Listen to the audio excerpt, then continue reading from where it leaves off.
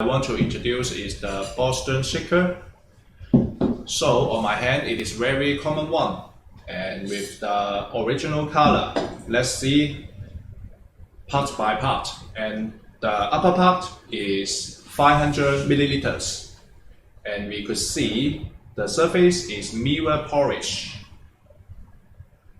and inside is the satin finish.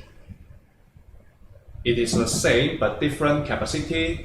On the bottom part is 700 milliliters. Also the mirror polish outside and satin finish inside. The special point on this product is the weighted part. We could see there is a line around the button on both cup. Yes, it could make the whole shaker would be weighted when you are shaking the cocktail, or the shaker on your hand, it is a little bit weight. So when you make the cocktail, it will more hand feeling convey to your hands.